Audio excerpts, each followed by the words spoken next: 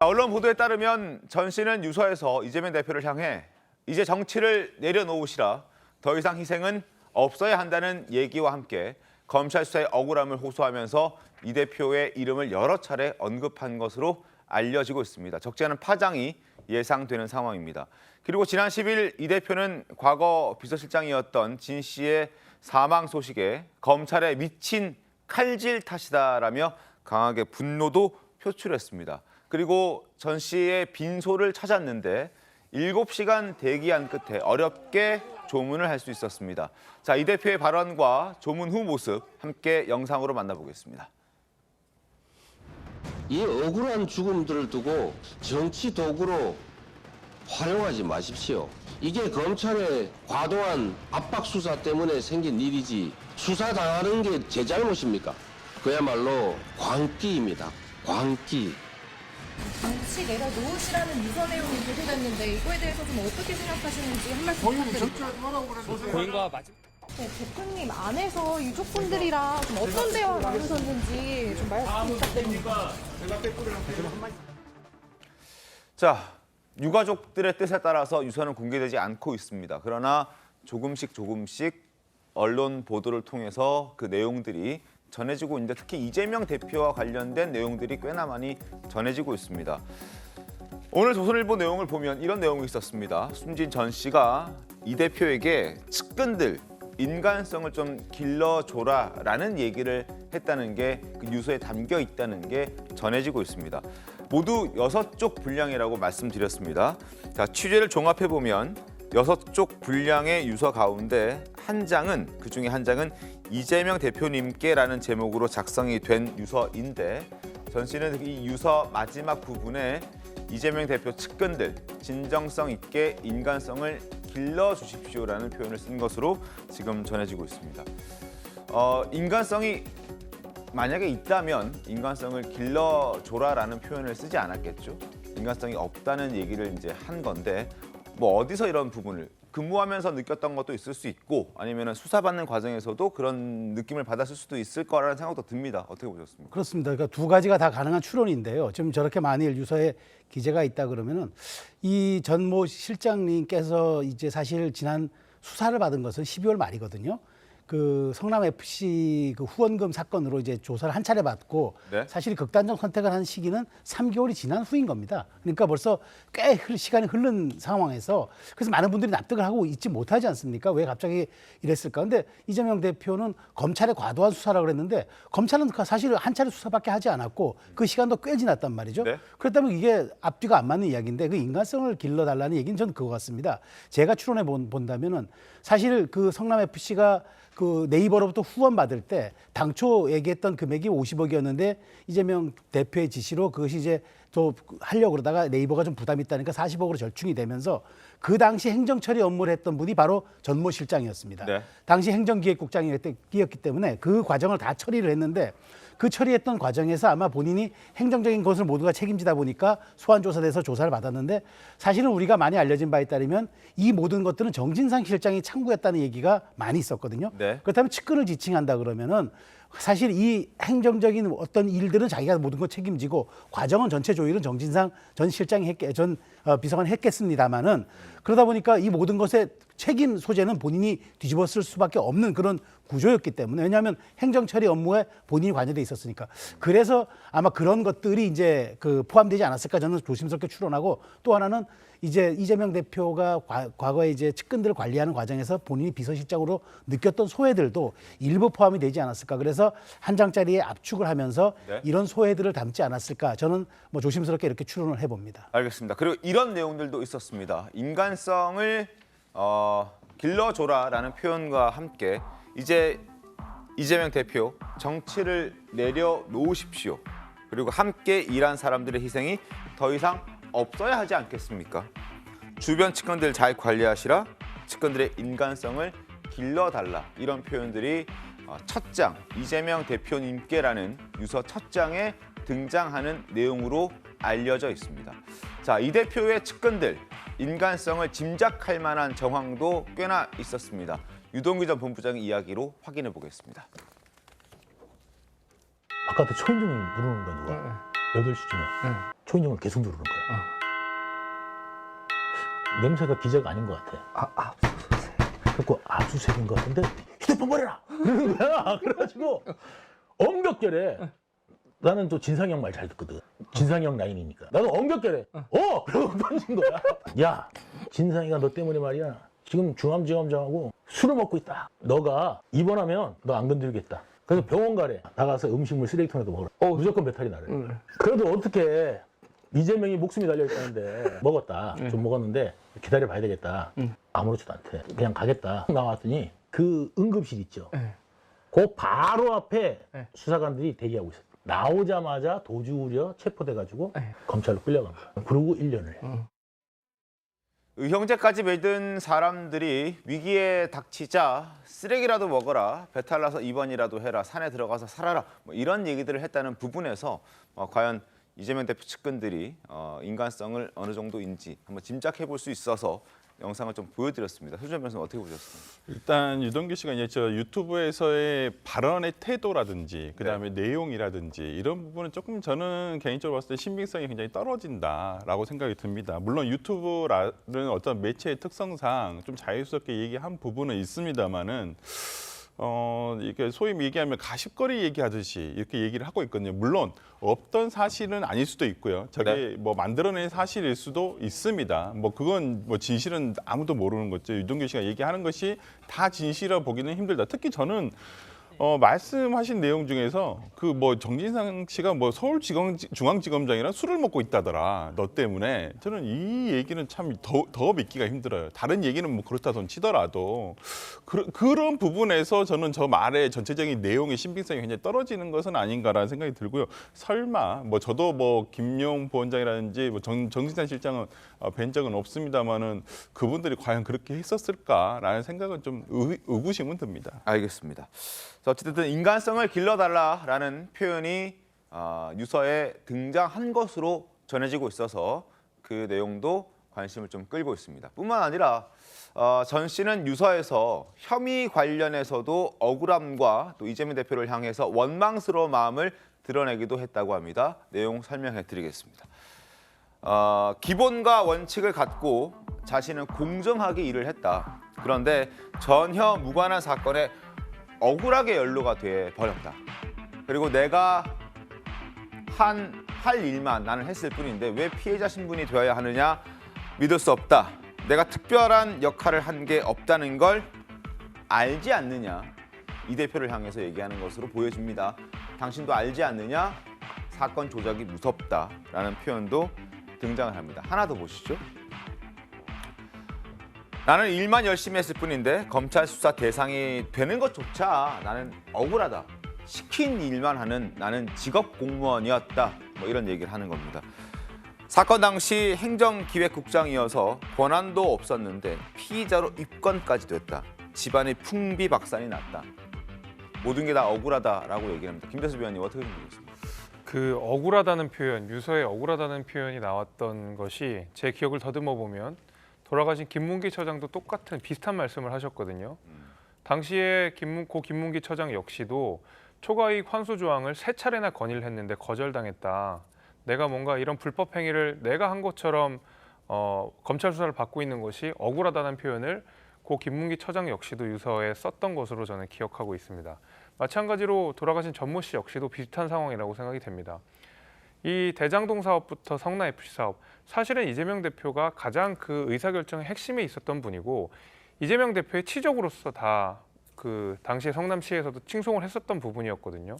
행정기획국장이었고 이어서 경기도에서 비서실장을 했었다고 한다 그러면 이재명 대표가 했었던 주요한 의사결정에 다 옆에서 보좌를 했거나 아니면 그 길목에 있었던 분이다 보니까 사실은 이런 뭐 혐의 대상, 수사 대상으로 이제 포함이 돼서 수사를 받고 있는 것으로 알게 됐지만 사실 이런 행정직 공무원들이 그 어떤 힘이 있었겠습니까? 사실 모든 의사결정의 최종 핵심자는 결국 이재명 대표인 것이고 이재명 대표 때문에 지금 주변에 이재명 대표 말 그대로 주변의 주변까지 다 지금 수사를 받고 있는 상황 아닙니까? 정작 그러나 본인 이재명 대표 스스로는 방탄이라는 논란을 감수하면서도 동시에 이런 검찰의 수사 대상에서 한 발짝 비껴나가 있는 것도 사실이거든요. 아마 이런 여러 가지 생각들이 오버랩되면서 좀 억울하다는 표현을 썼던 걸로 저는 생각이 됩니다. 알겠습니다. 자, 인간성을 길러달라는 표현이 정말 어떤 취지에서 나왔는지 궁금해지는 대목들이 상당히 많은데 최다인 변호사님은 왜 하필 유서에 측근들의 인간성을 지적했다라고 보십니까? 일단 이 유서의 내용이라든지 지금 알려진 것들을 보면 굉장히 본인이 억울하다라는 얘기를 하고 싶은 것 같습니다. 근데 이 억울하다라고 하는 것이 본인은 잘못한 게 없는데 본인을 꼬리 자르게 하는 게 아니냐, 본인에게 모든 것들을 다 덮어 씌우는 게 아니냐, 이렇게 생각을 하고 있는 것 같아요.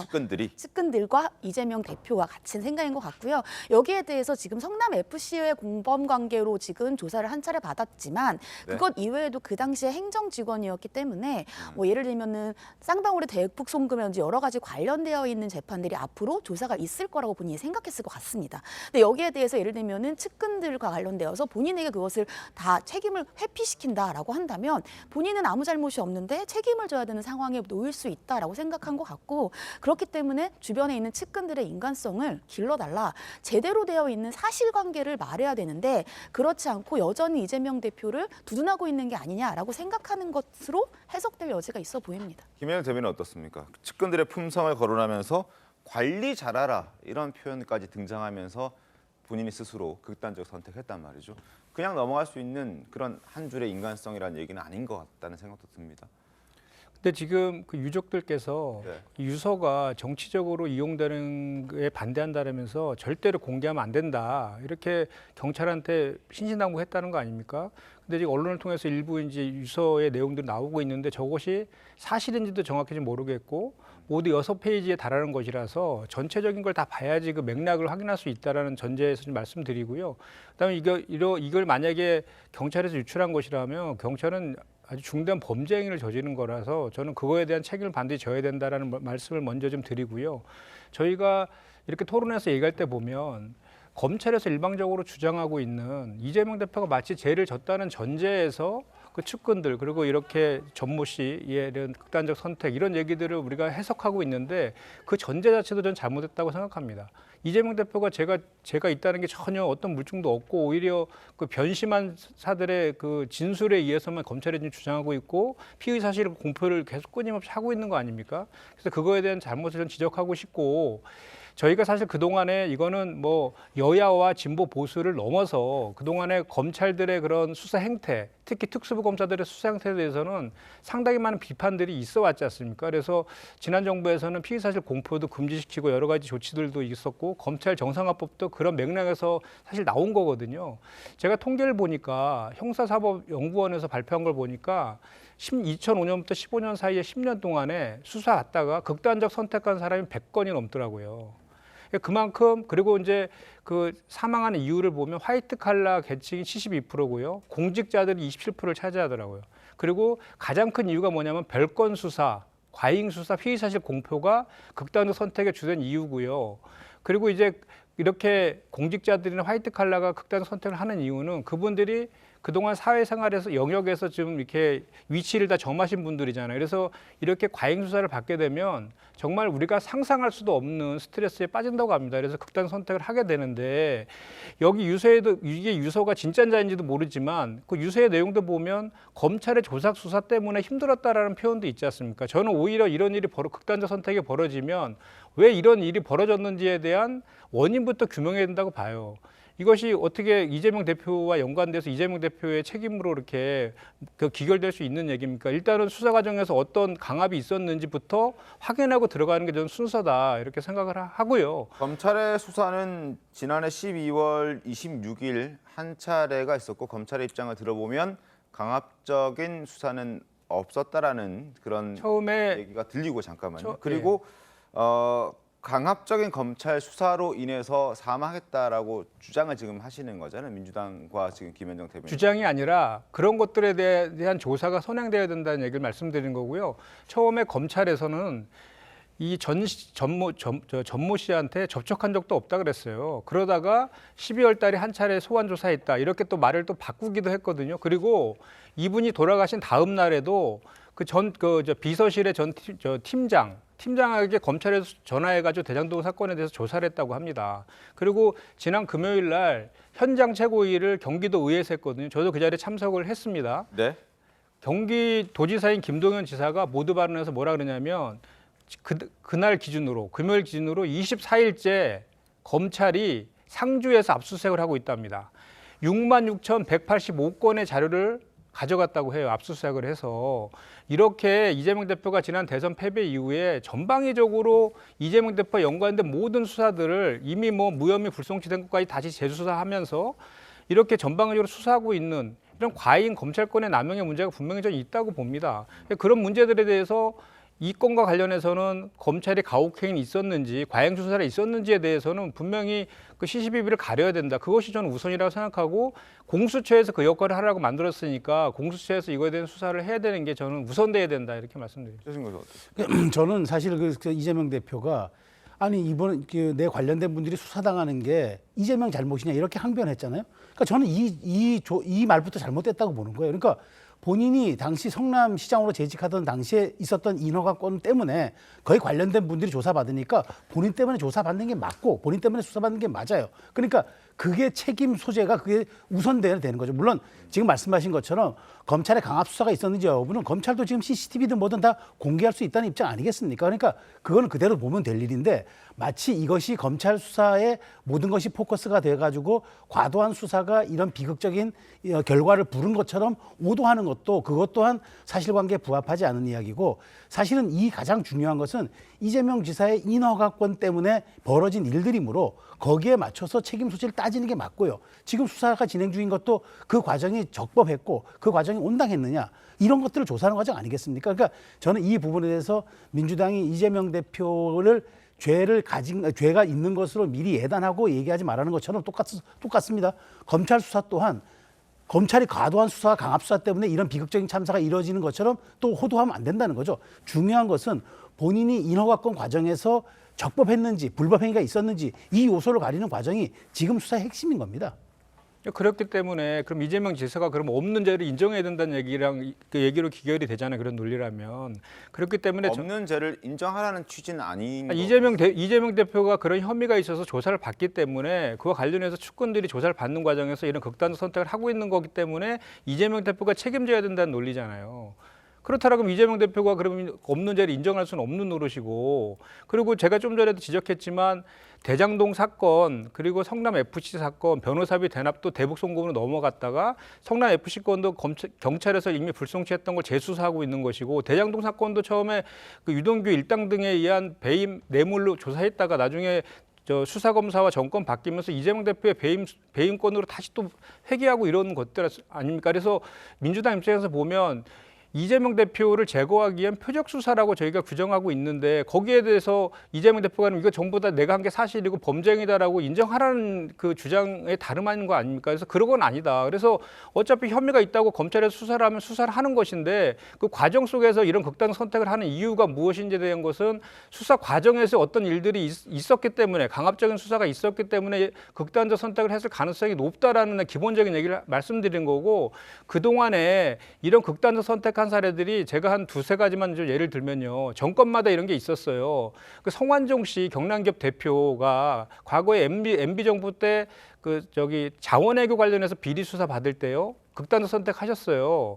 그때 그 성완종 리스트에 지금 홍준표 대구시장도 언급돼 있고 그 당시 이완구 전 국무총리도 언급이 돼 있어서 수사를 했습니다. 근데 무죄 판결 받으셨어요. 그럼 그분은 MB 정부 때 비리 때문에 수사받았으면 MB 때문에 그럼 자살한 겁니까? 그리고 국정원 댓글 사건 관련해서도 현 검사 출신 하고 또 세월호 민간인 사찰 문제 관련해서 기무사령관도 극단 선택을 했어요. 수사받다가. 그럼 그분들은 그럼 박근혜 대통령 때문에 사망한 거랑 논리랑 뭐가 틀립니까 이게. 그래서 저는 이게 이재명 대표가 얘기했듯이 죽음을 정쟁화시킬 것이 아니라 정치 도구로 활용할 것이 아니라 근본적인 검찰권익 수사 과정에서의 문제는 없는지를 우리가 살피는 계기로 삼아야 되지 않을까라는 말씀을 제가 드리는 겁니다. 그것도 당연히 삼아야겠죠. 근데 중요한 거는 지금 말씀하신 것처럼 마치 성남FC 사건이 검찰이 불송치한 거를 다시 이 정부가 새 정부가 들어서 털었다는 식으로 이야기를 하는데 그건 사실관계가 다르잖아요.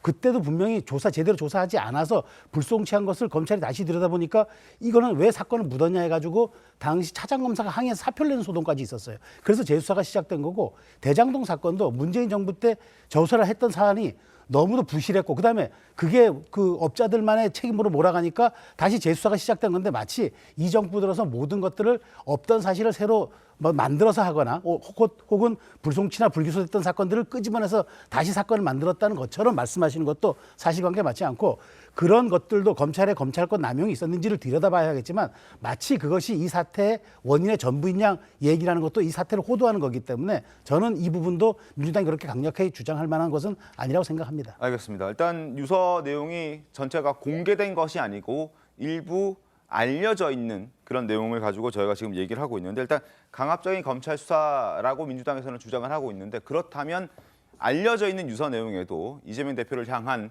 정치를 그만하셔야 된다, 더 이상의 희생은 없어야 되지 않겠느냐라는 표현들이 등장하지 않았을 테고 그리고 사건 조작이 무섭다는 표현이 있긴 한데요. 그게 있다고 알려져 있긴 한데 그게 누구의 사건 조작인지에 대해서는 명확하지 않기 때문에 그 부분도 한번 기다려봐야 될 것 같습니다. 그리고 또 하나 경기도가 지금 뭐 수십 일째 압수수색 받고 있다고 하는데 압수수색은 검찰이 하고 싶어도 법원의 발부가 영장 발부가 없으면 할 수 없는 부분이어서 법원도 필요하다는 판단이 있었기 때문에 지금 압수수색을 하고 있다는 점도 말씀을 드리겠습니다. 한번 지켜보도록 하겠습니다. 자 그리고 지난 10일 이재명 대표는 전 씨의 조문을 위해 빈소를 찾았습니다. 당초 한 1시 정도에 조문을 하기 위해서 그때쯤 그 빈소에 도착한 것으로 알려져 있는데 그러나 7시간 정도 늦어지면서 여러 말들이 나왔습니다. 민주당에서는 뭐 준비할 것들이 많아서 유족들의 거부한 것은 아니다라고 해명을 하고 있는데 일단 민주당 한민수 대변인의 얘기부터 들어보겠습니다. 좀 조문이 지연된 거는 위로 와보니까 저랑 비서청 와보니까 이렇게 빈소가 잘 마련이 안 된 상태였어요. 그리고 유족 측하고 협의가 안 됐었습니다.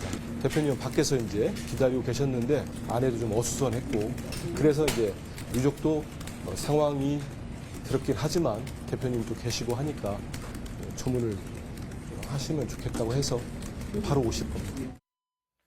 자 그런데 JTBC와 인터뷰한 전 씨 친족들, 유족들의 얘기는 조금 다릅니다. 지금 민주당에서는 저렇게 얘기를 했는데 빈소가 마련되지 않아서 이 대표가 밖에서 기다리고 있었던 것일 뿐이다라고 얘기하고 있지만 유족들은 그렇지 않습니다. 오지 말라고 해도 안 올 사람이 아니지 않느냐. 그러니까 온 거다. 결국 안 왔으면 좋겠다. 뭔가 이재명 대표가 들어오면 카메라들도 들어올 테고 기자들도 들어올 테고 뭔가 상황들이 복잡하게 시끌시끌 소란스럽게 될 것 같은 생각도 들고 그리고 지금 이 대표가 지금 당장 들어와야 될 상황도 아니라고 유족들은 판단을 했기 때문에 되도록이면 안 왔으면 좋겠다라는 의사를 드러낸 것으로 보여지는데 그러나 설득 과정이 있었고 그 설득 과정이 굉장히 오래 걸렸다. 그렇게 설명하는 사람들도 꽤나 많습니다. 김재수 위원님 어떻게 좀 보셨습니까?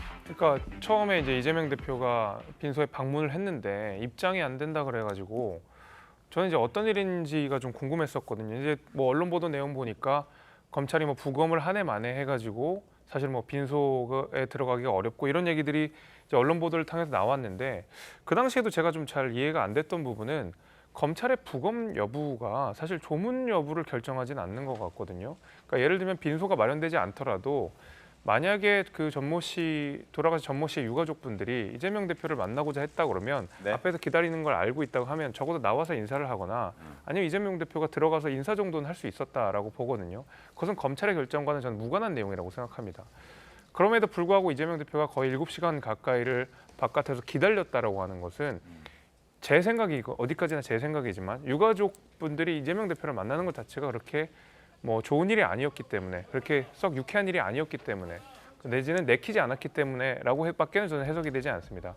사실 얼마든지 이런 빈소 정리가 안 된다고 하더라도 유가족분들은 누가 온다 그러면 뭐 저도 장례를 치러봤지만은 가서 이제 인사하기 마련이거든요. 그러니까 저는 그렇게 생각을 하는데 바깥에서 이렇게 오랫동안 기다리셨다라고 하고 들어가셔도 긴 시간 동안 방문하지 않고 나왔다라는 것은 아무래도 그런 유가족분들께서 좀 껄끄럽지 않은 그 껄끄러운 그런 느낌들이 좀 있었기 때문에 그런 것이 아닌가라고 좀 조심스럽게 예측해 봅니다. 알겠습니다. 빈소가 마련되지 않아서 이 대표가 밖에서 기다리고 있었던 것이다.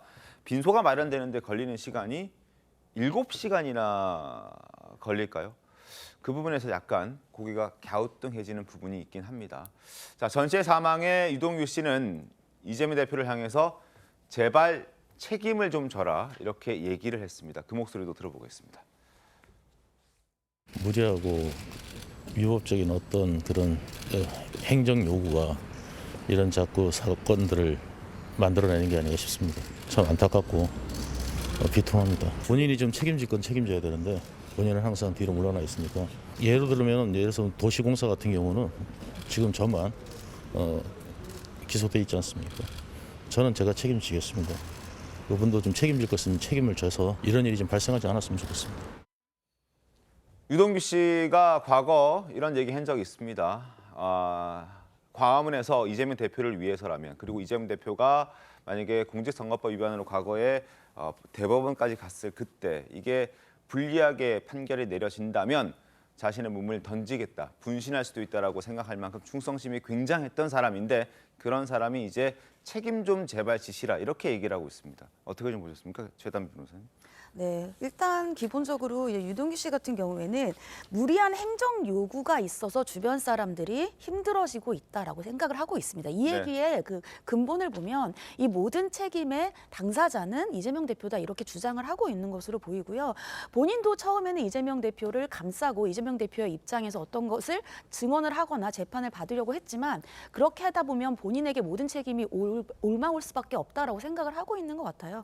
거기에다 대해서 똑같이 지금 이 사망한 전 비서실장도 같은 생각이다라고 생각을 하고 있는 것 같고, 그렇기 때문에 이제는 주변의 사람들이 힘들어지지 않게 이재명 대표가 책임을 져줘야 되지 않겠느냐라고 주장하고 있는 것으로 보입니다. 알겠습니다.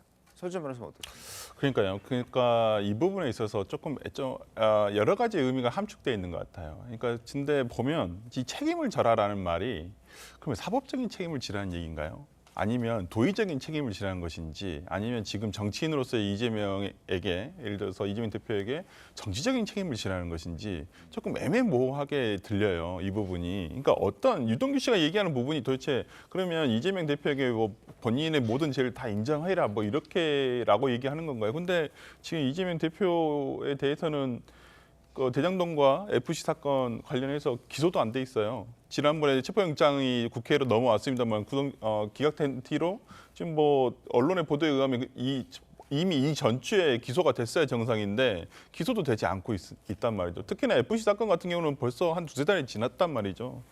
저는 여러분들 아마 이재명 대표가 저는 아마 이번에 이 사건을 겪으면서 상당히 인간적으로는 당연히 도의적 책임 지고 싶죠. 그리고 미안하기도 하겠죠. 당연히 그 인간으로서 그런 연민이라는 것은 없을 수는 없다고 봅니다. 다만 지금 이러한 상황에서 야당의 대표에게 검찰의 칼끝이 놓여져 있는 상황에서 이러한 부분을 그냥 예를 들어서 내 법적인 책임이 나에게 다 있다 이렇게 얘기할 수는 없는 상황인데, 이 법적인 책임의 입증은 검찰이 하는 것입니다. 그렇기 때문에 지금의 뭐 어떤 도의적인 책임이라든지 너무 이재명 대표께서 이제 이런 자세한 얘기까지는 안 하고 계시지만은 저는 그런 부분까지 비난할 필요는 있나라는 생각이 들고요. 각각의 얘기하는 각각의 입장에 유동규 씨, 그다음에 국민의힘, 그다음에 뭐 여러 군데서 뭐 민주당 내에서 얘기하는 각각의 책임이 다른 책임이라는 것이 저는 그것을 받아들이는 입장에서 어떻게 생각할 것인가, 이것을 너무 중의적으로 함축해서 얘기하시는 건 아닌가 싶습니다. 그 어떤 책임도 안 질려 하니 이러저러한 책임의 얘기들이 나오지 않을까. 도의적 책임이라든지 이런 부분은 있으시겠죠. 예. 알겠습니다. 자, 국민의힘도 전시 사망과 관련해서 이재명 대표가 남탓만 하고 있다 이렇게 비판을 했습니다. 진중권 교수도 그런 취지의 목소리를 냈습니다. 두 사람의 목소리 함께 들어보겠습니다. 이재명 대표가 가장 아끼던 고인마저도 이재명 대표를 가리키고 있습니다. 많은 사람들이 이재명 대표를 가리키고 있는데 그 손가락을 꺾어 남에게 돌리려 하고 있습니다. 측근들에게 책임을 떠넘겨 희생을 강요해 놓고 남겨진 유족의 상처까지 후벼파며 조문할 때는 언제고, 돌아서자마자 또다시 남탓만 하는 것이 이재명식 정치입니까? 지금 4명이거든요. 자기를 만나지 않았으면 이 사람들 살아있을 겁니다. 공무원이잖아요. 시키면 시키는 대로 해야 되고 윗사람이 가자는 데 따라간 거지 않습니까? 그런데 본인은 굉장히 압박을 느낀 겁니다. 그걸 지시한 사람이 누가 이재명 대표거든요. 근데 이분 검찰 때문이다 지금 이렇게 나오고 있잖아요. 저는 정말 인간적으로 정말 분노합니다. 이 상황. 자, 수사하던 이재명 대표의 최측근 전 씨가 사망한 것에 대해서도 검찰도 상당히 당혹스러워하고 있는 것 같습니다. 신문 보겠습니다. 사라진 키맨, 이재명 대북 송금 수사 차질 불가피한 상황이 됐다. 전 비서실장의 사망이 향후 수사에 어떻게 영향을 미칠지에 대해서 귀추가 주목되고 있습니다. 일단 전 씨 성남시 실질적으로 행정을 담당했던 행정실질 담당자였습니다. 김성태 등 관련된 재판의 증인으로 일단 못 세우게 됐고요. 보강 수사 상당 부분도 발목이 잡힐 가능성이 있습니다. 그러나 성남FC와 관련해서는 큰 영향이 없을 것이다라는 전망이 나오고 있습니다. 법조계에서는. 자, 성남FC 불법 후원과 관련해서 일단 지난해 12월 26일 한 차례 조사받았습니다. 그래서 지금 공범으로 입건이 돼 있는 그런 상황이었죠. 쌍방울 불법 대급 송금과 관련해서는 지금 수사가 진행이 돼야 하는데 그 부분에 대해서 수사가 진행이 못 되고 있는 것 같습니다. 수원지검에서 조사받은 적 없고 올해 1월 말 이화영 재판에서 이름이 언급된 적이 있는데 이 전 비서실장이 김성태 전 회장 모친 상태, 2019년 5월 모친 상태 이재명 대표를 대신해서 조문했던 사실도 있는 만큼 쌍방울의 대북 송금과 관련해서 상당 부분 알고 있지 않을까 하는 그런 생각도 드는데 그 부분에 대한 수사가 이제 좀 미진한 그런 상황이고 이 대표 자택 옆집 경기주택도시공사 합숙소와 관련해서도 당시에 총괄하는 그런 관리자 역할이었기 때문에 이 부분에 대해서도 조금 수사가 미진할 수 있다 이런 지적들이 나오고 있습니다. 특히나 이제 쌍방울의 불법 대북 송금과 관련해서는 상당한 영향을 좀 줄 것 같은데 최나희 변호사님 어떻게 보십니까? 네, 말씀하신 것처럼 사실 성남FC와 관련되어서는 한 차례 조사를 받았고 그럼 여기에 대해서 지금 사망했기 때문에 향후에 증언을 못해서 관련 수사가 어려워지는 게 아니냐. 근데 말씀하신 것처럼 그 부분은 어려워지지 않을 거라고 보여요. 왜냐하면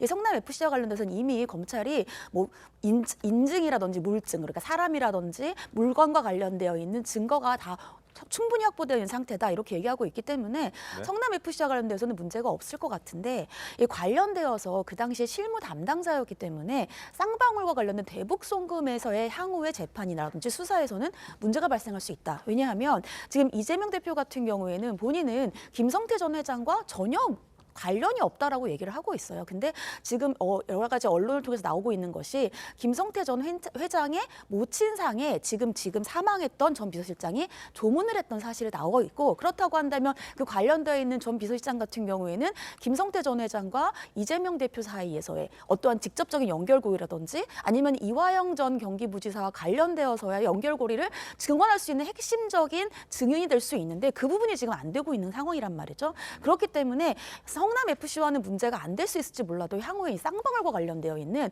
불법 대북 송금이라든지 그런 부분의 재판에서는 영향을 미칠 수밖에 없지 않나라고 예상되는 상황입니다. 알겠습니다. 단순히 조문 간 것이 아니라 조문 가서 정말 그냥 인사만 하고 뭐 조의금만 내고 온 것이 아니라 거기 가서 대북 사업이 앞으로 어떤 좋은 모델이 됐으면 좋겠다라는 취지의 얘기도 했던 터이기 때문에 과연 어떤 내용들이 있었는지 조금 알 수 있지 않을까 하는 그런 추측을 해볼 수 있는 그런 발언들도 있었기 때문에 한번 좀 지켜봤으면 좋았을 텐데 하는 안타까움이 있습니다.